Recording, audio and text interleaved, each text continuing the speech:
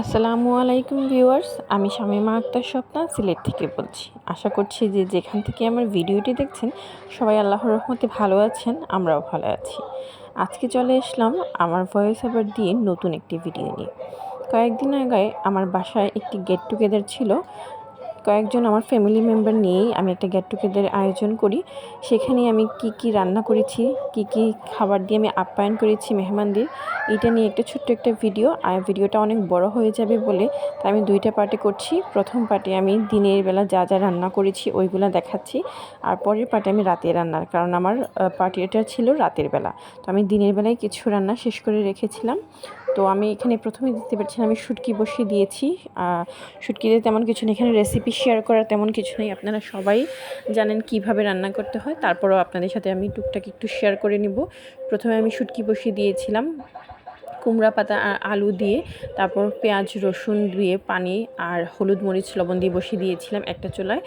তারপর আমি ওইটা জাল করার জন্য অন্য চুলায় বসিয়ে দিব, আর এই চুলায় এখন আমি অন্য একটা তরকারির জন্য হাঁড়ি বসিয়ে দিয়েছি। এখানে আমি তেল দিয়ে প্রথমে পেঁয়াজ রসুন, তারপর অল্প পরিমাণে হলুদ মরিচ আর পরিমাণ মতো লবণ দিয়ে দিয়েছি। এখানে আমি লাউয়ের তরকারিটা রান্না করব।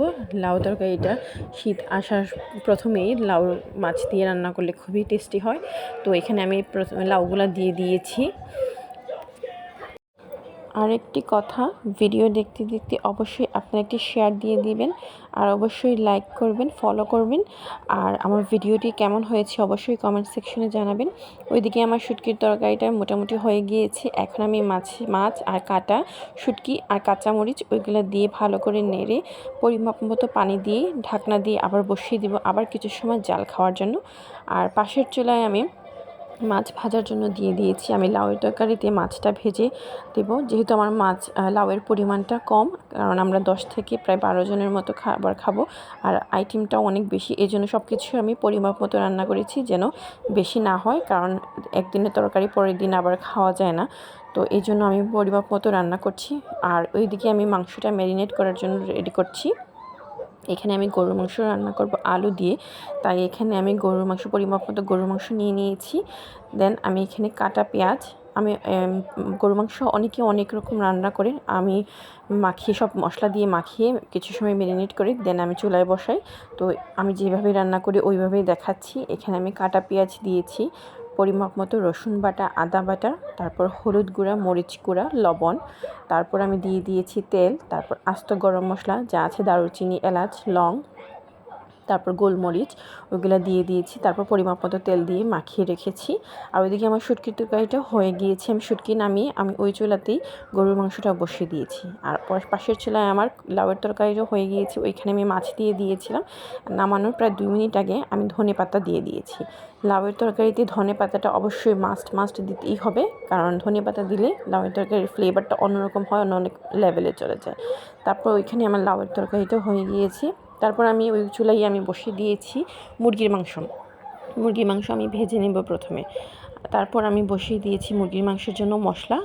আমি মুরগির মাংস ভুনা করেছিলাম, আর ওইখানে তো গরুর মাংস দিয়ে আলু দিয়ে রান্না করেছি, লাউ দিয়ে রুই মাছ দিয়ে রান্না করেছি, আর কুমড়ার শাক দিয়ে আলু দিয়ে শুটকি রান্না করেছি। আর রাতে কি রান্না করেছি ওইটা আপনারা আমার নেক্সট ভিডিওতে দেখবেন। টিল দেন আপনাদের অপেক্ষা করতে হবে। আর আমার প্রথম ভিডিওটা কেমন হয়েছে অবশ্যই আপনারা কমেন্ট সেকশনে জানাবেন আমার রান্নাটা কীরকম হয়েছে।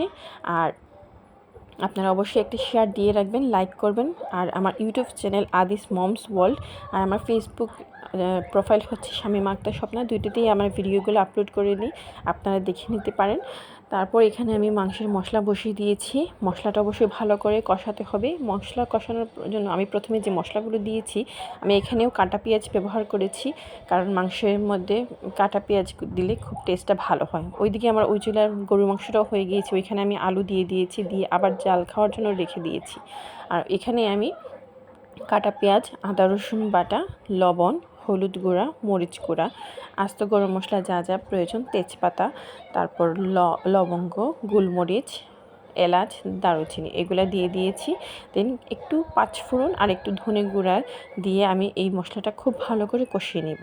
তারপর আমার যে ভাজা মুরগি ছিল, ভাজা মুরগিটা আমি কষানোর পর দিয়ে দিব, দিয়ে ওইটা আবার জাল খাওয়ার পর একটু পানি দিয়ে আমি রেখে দিয়েছি। এই যে দেখছেন আমার মশলাটা কষে গেছে, তারপর তেলটাও খুব ভালো করে উপরে চলে এসেছে, কালারটাও অনেক সুন্দর হয়েছে। তারপর আমি মাংসগুলো দিয়ে দিয়েছি। মাংসগুলো দেওয়ার পর আমি আরও কিছুক্ষণের জন্য রেখে দিব। আর নামানোর আগে অবশ্যই জিরের গুঁড়া গরুর মাংসতেও দিয়ে দিব আর মুরগির মাংসতেও দিয়ে দিব। আমার রান্না শেষ হয়ে গেছে। আজকে দিনের বেলা রান্না নিয়ে এসেছি, রাতে আমি আবার কি রান্না করেছি আর তারপর আমার টেবিলটা কিভাবে সেটিং করেছি এগুলো আমি শেয়ার করব। টিল দেন আপনারা সবাই ভালো থাকবেন, সুস্থ থাকবেন, আমাদের জন্য দোয়া করবেন। আর আমার রান্নাটা কীরকম হয়েছে অবশ্যই কমেন্ট সেকশনে জানাবেন। আর বেশি বেশি শেয়ার করে দিবেন যেন আমি আপনাদের সাথে আরও ভালো ভালো ভিডিও শেয়ার করতে পারি। অবশ্যই নোটিফিকেশন বাটনে ক্লিক করে রাখবেন। আল্লাহ হাফিজ।